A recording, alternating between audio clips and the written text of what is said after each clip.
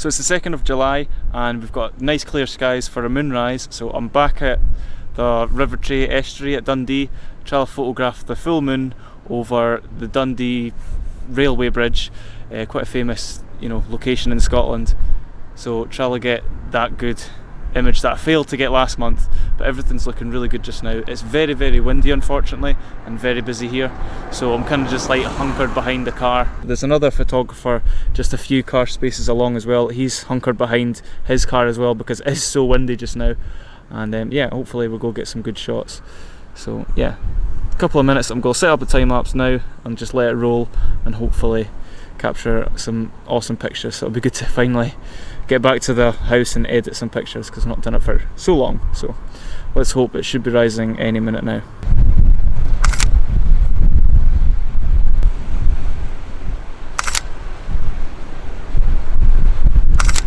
So the moon's just started to rise now. It's a wee bit out of frame, so I've adjusted it. I thought it was going to be a wee bit bigger, so it's not as big as I thought, but I'll play about for a while and hopefully I'll get a shot or some sort of sequence for a time lapse out of this.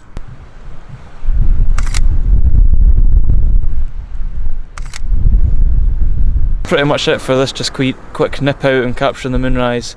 It's just really windy, it's hard to kind of film anything here, so pretty chuffed with the results. Had to stop the time lapse because the moon was just in the wrong position, but I think I got some really good pictures just with the pretty much 600mm just zoomed right in. So yeah, I'll pop the images up, and great start to the month, and yeah, very happy with the results.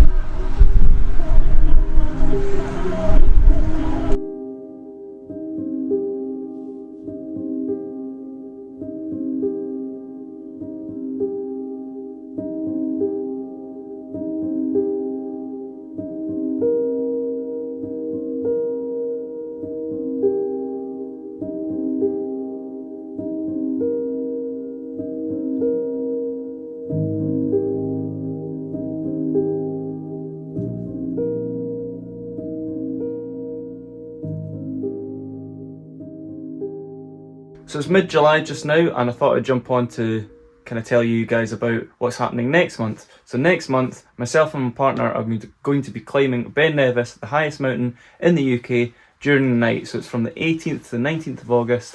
We're doing it for a charity, Accord Hospice, which is an end-of-life care charity, so really good cause.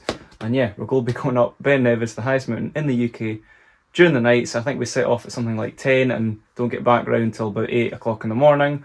So it'll be really good. I'm definitely taking my cameras to take some pictures from the summit. So hopefully we get some nice clear skies, and yeah, to get a picture of the night sky from the summit of Britain will be insane. So yeah, 19th to 20th of August we're going to be climbing Ben Nevis. Really can't wait. There's a link below for my Just Giving page, so if you can spare up just a few pounds here and there, it'd be absolutely so much appreciated because it's going to be really good adventure. And yeah, for Accord Hospice end of life care charity, it's a really good cause, and really looking forward to the adventure. And yeah, something to do for the summer, for when the dark skies come back. So yeah, look out for that, and it'll probably be in next month's Astro vlog as well. So it's the 18th of August, still not really had any clear skies worth going out for and photographing. The noctilucent and clouds, they've still been pretty tough like the whole season. People are capturing them just in wee breaks here and there through the clouds. It's meant to be a wee bit clear tonight, so I'm at Loch Tummel just now, just camping because it's summer, it's the things to do in Scotland. I've been camping a few times, taking landscape pictures around Scotland, places like Loch Ness and stuff. So I'll pop pictures up just now of my landscape daytime photography throughout Scotland. So I've got some pretty nice just daytime pictures, but it's definitely not my forte.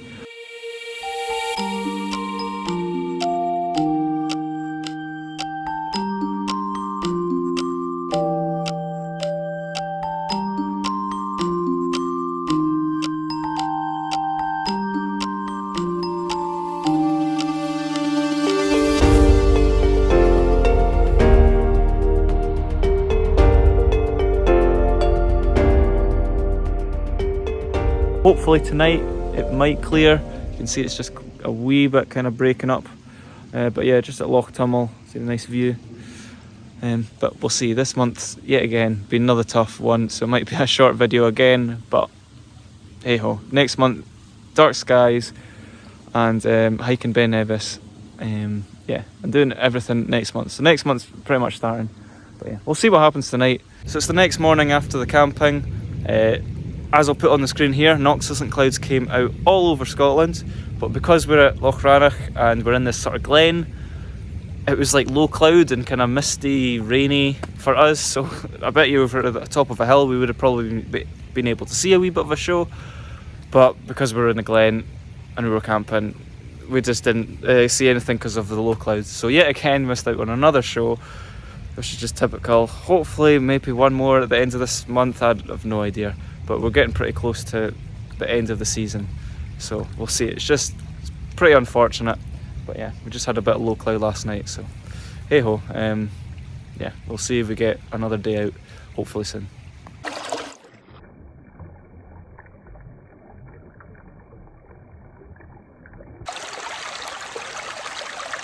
Okey-doke, so I'm just outside my flat, literally still in my jammies, in my dressing gown. Noctilucent clouds kind of come out, I can just see them on the horizon, debating whether to go out or not, but there's a lot of cloud coming, so maybe not.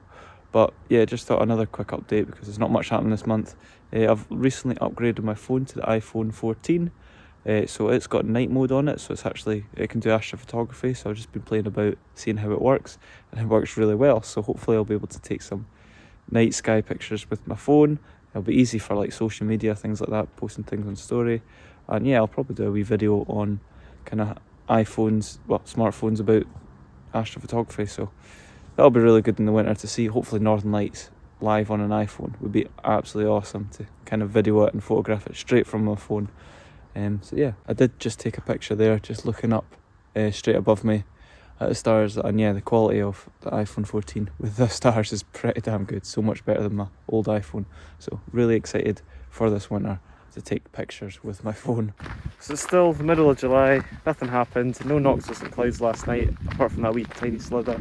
We've got a free day, so all I'm thinking of is maybe kind of going around the local area and looking for areas to capture the Northern Lights in winter, because as you know, they come out within minutes, so you can get a ping on your phone and you have to be out pretty quickly.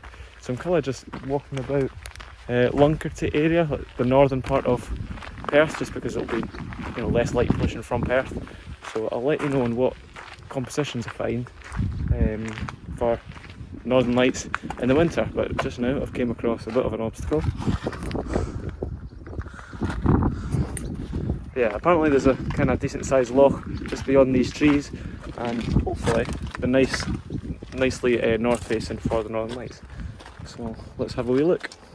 And of course I've gone the wrong way, so this is exactly why you have to location scout before you're coming out, because the amount of mess ups you make. Imagine doing this in the dark when it's freezing cold and you're in a rush to try and get some sort of nice picture with the night sky moving and clouds moving, Northern Lights going crazy. So you always have to do location scouting. So I'll pop a screenshot of where I am just now.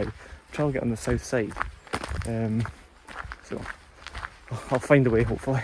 So this location's not going to work because I've been walking about for 10-15 minutes now, and I cannot get near the loch, which is just kind of, a wee bit over there.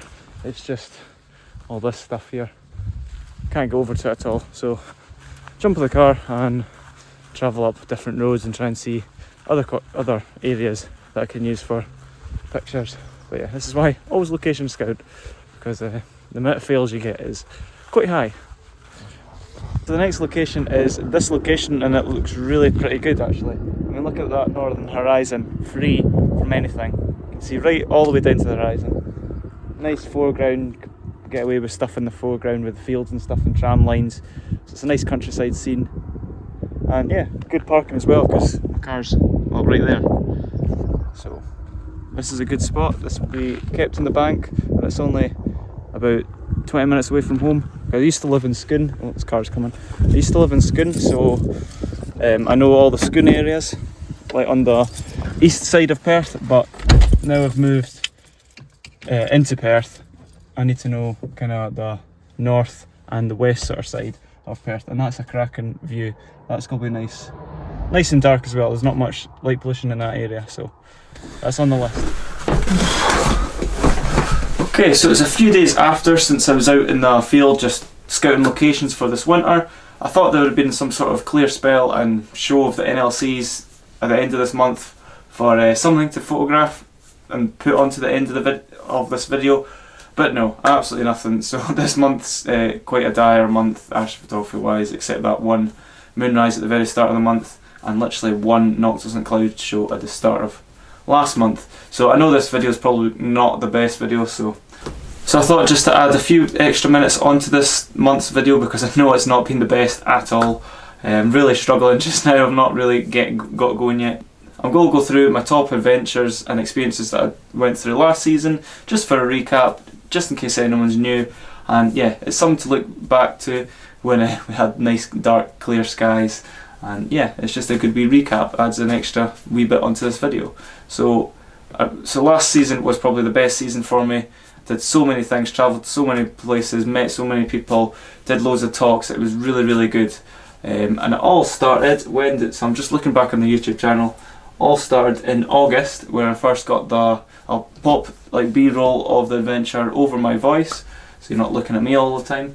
But yeah, it started in August. I was in Newborough, I was capturing the Northern Lights, and yeah, they came out just right at the end of August last year, and it was over the Tay from Newborough, which is really, really awesome. It was quite a faint show, but it was good for the first adventure. Then a few days later, I think it was the next day after, I captured the Northern Lights again, right at the end of August, and it was kind of like a pink, quite a big bright pink aurora. You could see the pink with the naked eye. It was quite dark, so it was just some hay bales near Scone where I stayed at the time. And yeah, that was 2 Northern Lights in a row, and that was a great start to the season. And then finally, when the dark skies came with no moon, we went up to Perthshire, just in the Highlands of Perthshire. We captured the Milky Way over, can't remember what the loch was called, but it was in the middle of kind of the countryside out near Crieff. We looked southwest and we captured the Milky Way over Perth, and that was beautiful. That was one of my favourite images, just with that lean line of the road. Then a few weeks later, I think I captured the Zodiacal Light. That was awesome. That was the brightest I've ever seen the Zodiacal Light. I swear I could see it with the naked eye. It's just that wee bit of light on the horizon. I captured that on a beach near St Andrews. It wasn't St Andrews, it was a few miles down south from St Andrews, but that was awesome to see the Zodiacal Light. So all of these adventures as well, I've got videos of them on my channel, so if you want to have a look, they're there. But yeah, the Zodiacal Light, that was beautiful. Got a nice 360 panorama with the Zodiacal Light going really high in the sky. That was beautiful. And then came my debut on the BBC when I was showing Martin Compston the night skies of the Galloway Forest National Park. So that's all over the BBC. It's on BBC iPlayer as well. Martin Compston's Scottish Fling. So that was great. And then pretty much had a break, and then I jetted off to Norway when I was photographing the Northern Lights 200 miles inside the Arctic Circle with Adrian from Night Lights Films and Jacopo from Polar Night Studio. So that was an insane week. We got four or five nights of clear skies and amazing aurora. Absolutely mind-blowing. Them vlogs, I keep watching them, keep watching the videos all the time, because it's just such good adventure. And then I came back to Scotland. Then we had a really cold snap in December. So December was, yeah, really cold. It was I remember it, quite a lot of north winds, so we had really clear skies. There was a bright moon when this was happening, so it was quite hard to obviously make the most of the clear skies with a bright moon, but the Geminids meteor shower was through that clear spell, so it was really good. So I got some really good, amazing footage of the Geminids in that clear spell. Also, the moon transited Mars. Yep, I got that the right way around, which was really cool. So you could see Mars going behind the moon and then popping out again a few hours later. That was really early in the morning, and it was the first time I captured something like that. So that was awesome, and you could I captured that from the comfort of the garden, which was really nice. Then in January was another wee trip. Myself and my partner went up to Iceland, which was awesome to photograph Northern Lights. You could tell I did a lot of Northern Lights last season, so it's not going to be that much Northern Lights this season, because I've got plans just to do things in Scotland this year. But yeah, Iceland was absolutely phenomenal. Saw the strongest show I think I've seen. It beats Norway. It was just the way it exploded and went over the head. It was really, really, really strong. But that was great. We got literally most of the nights were clear. But because Iceland's a wee bit tiny bit further south, the aurora wasn't as strong. So we only got maybe three good nights of strong aurora, but that was absolutely mind blowing. Yeah, again, always watch that video. It's on the channel if you're interested. January, I did a January video as well. So that was mainly Iceland footage. Got a nice moonrise.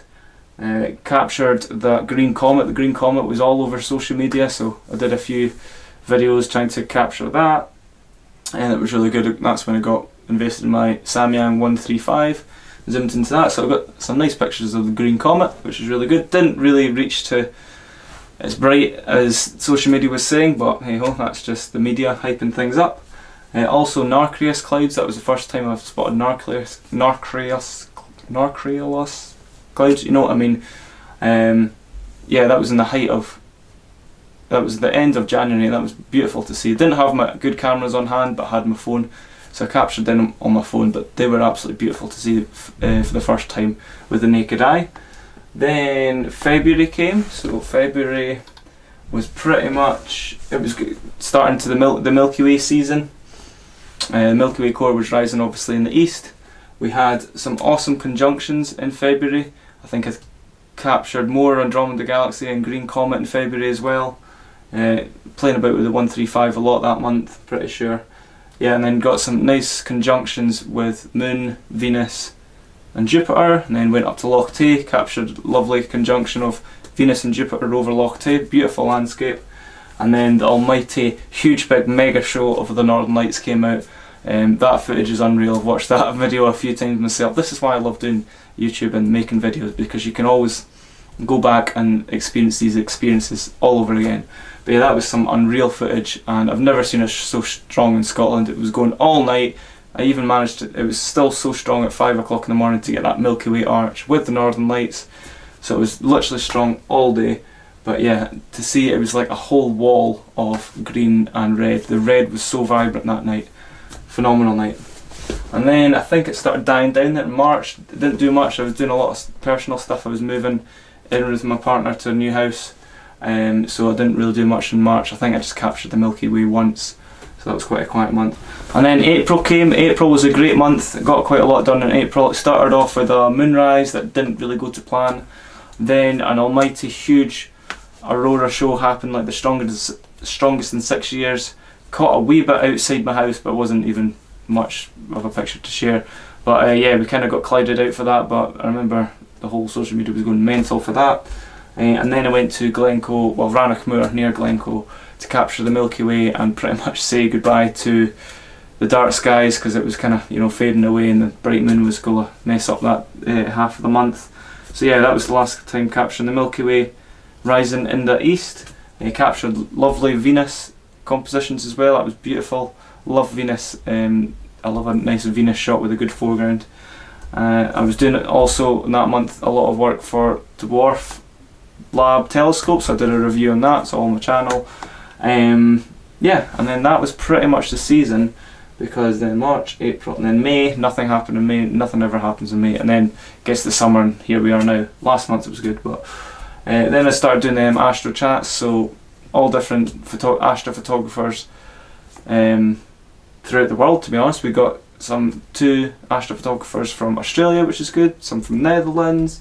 Quite a lot from Scotland and from England. Yeah, so it was really good to chat with local astrophotographers. And Hiker Murray wasn't an astrophotographer, he's more of a hill walker, but sees awesome sights. So all these chats, like podcast styles, are on my channel.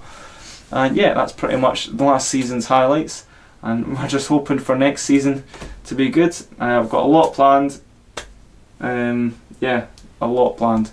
So yeah, I'm going to be doing the North Coast 500, NC 500, so which is the ring road round Scotland in September. So that'll be awesome. Hopefully get clear skies around there. It's going to be a new moon.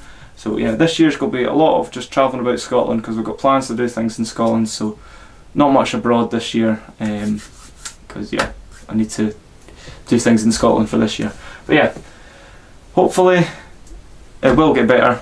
I know it's going to get better for next season. But yeah, that's pretty much it for this video. Sorry it's all jumbled about, but I just tried to get something out. I like these monthly things just to, you know, keep up, so you can see what I'm doing every month astrophotography wise. And yeah, hopefully get back out next month, and get right back into it. So thank you for watching. If you've made it this far, fair enough to you, because it's been an absolute mess, this video. But yeah, thank you very much, and next month we'll be back at it. Cheers.